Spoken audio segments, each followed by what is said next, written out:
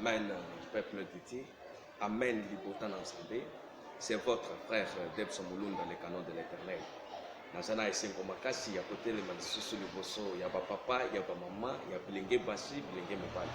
Zambe nanga apamba bino. Toye pona kokoba lisusu na maman na likambo na biso. Oye ezali kolopete. Sommes-nous de ceux qui peuvent dire viens Seigneur Jésus. Sommes-nous de ceux qui peuvent dire viens Seigneur Jésus.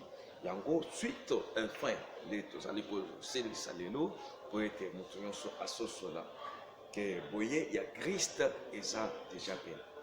Yango bien aimé, nazo bonte la pinote bo disposer temps. Bo disposer bon kanapino pona kolandanga. Yango bien aimé, makambo tozali koloba lelo eza makambo moko eza très important pona yo ponanga pona société mobimba bien aimé. Yango pesanga matoi en plus ceux qui n'ont s'abonné de mettre au s'abonner la couche au banda ko sur la base il y a prédication, exhortation et programme de prière. Yango bien aimé, c'est à toi de choisir. Yango nous eza na maboko na yo toko tikali fidèle exemple nka akopamba.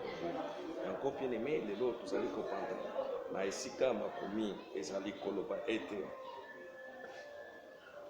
bisika makomi ya lelo ezali koyebisa biso ete bienheureux ceux qui lavent leur robe afin qu'ils aient droit à l'arbre de vie et qu'ils entrent par le porte de la cité. Amen église. D'accord, bien aimé, la soponte là yo selon Apocalypse 22 12 à 14. Avec quoi lave sa robe si ce n'est dans le sang de l'agneau. Bien aimé.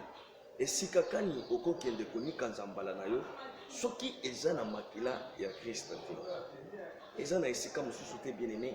Oko kende ko laver robe na yo soki eza na makila na Yesu te. Makila na Yesu bien aimé de eye ko sikola biso na boumbo tozalaki ya mukuna Satan. Banda Adam na Eva balaki mbuma bien aimé. Ba mimona ki mosika. Le leke people ezali kolopete. Nous sommes tous se priver de la gloire. Yango bien aimé, tout ont péché et tout ont privé de la gloire. Yango nazali ko yebsayo qui était Christ aye komika balokola mbeka mutu ya makasi. Andimaki kokufa na ekolo po yo nanka tobika bien aimé. Yango esika ko kende ete makila ya Christ esokola nzoto na yo. Bambinto nyonso ezalaki likolo na yo eyeba kolonga bien aimé. Yango nazobonde na yo bien aimé po ete opesa bomoi na yo liboso na Nzambe. Yango Bible ezali kokoba pona koloba boye bien aimé.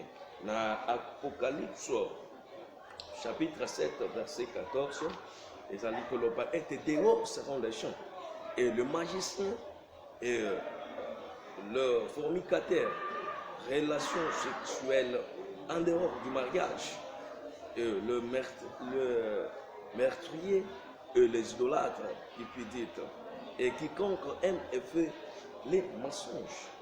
Amen. Yango bazali kotia libanda bantu nyonso bazali kosala mabe bandumba bamiyibi bantu lokuta bantu bakosalaka bantu makambo bien aimé. Bible ezali kolopete bazali banda bien aimé bazata peni na Nzambe te bazata esika moko na yete bien aimé azolopete bazali banda c'est que bazolokola bango na royaume de Dieu bango bazana part ata moko te. Yango bien aimé surtout zambo ozali kosala makambo bien aimé yeba ete automatiquement vous avez déjà les bandas il y a royaume aussi. Le royaume dans Nzambe ozana part ata moko te.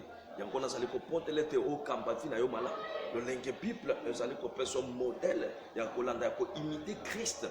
Christ ayaki na mokili pona ko pesa biso mode de vie otokolanda bien aimé. Yango ezana modèle mosusu ko imiter te.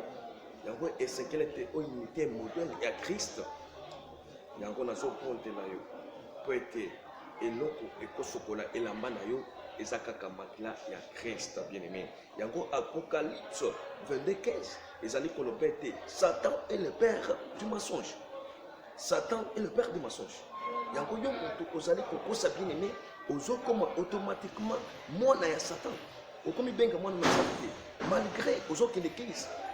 malgré au sang de la cogène bien aimé au théâtre au salaka n'importe quoi mais un moment au zoko ça bien aimé au zoya automatiquement moi ya Satan c'est la vérité parce que la parole de Dieu est vérité quand Satan est le père du mensonge batunu so basali ko ça bazo kotana lien moko na ye yango bien aimé tu m'étais ozala mutu wapi ozali kokamba bomo ina yo malamu ozali kotalisete bina yo ozali kotika ngo na maboko na Nzambe bien aimé dans Jean chapitre 8 verset 44 dit ayez kofongolela biso ezali kolopete nous sommes tenus de vous avertir vous qui vivez encore dans le péché que le salaire du péché c'est la mort mais quel est donc gratuit de Dieu c'est la vie éternelle en Jésus-Christ notre Seigneur.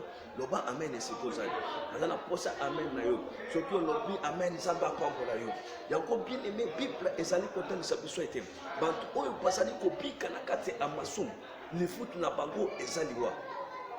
Zoka bien aimé likabu ya ofele et ça bomo ya seko na seko. Yango le nkika ne ko zo bomo ya seko na seko. Suko za na kate amasum. Et c'est que les otika mabe okangamana malamu wete obika bomo eseko na seko yango nazo ponte le papa maman yo mutu zali kolandanga yo mutu zali koyoka makomi le lenke bible zali kolo de makoka bomo ina yo na maboko na Nzambe yango binemi na ntako kutanga Romains chapitre 6 verset 23 okotanga na Amos 4 12 bien aimé na Hébreux 10 31 bible bien aimé ezali koloba ete car notre Dieu est un Dieu, est un fait consumé.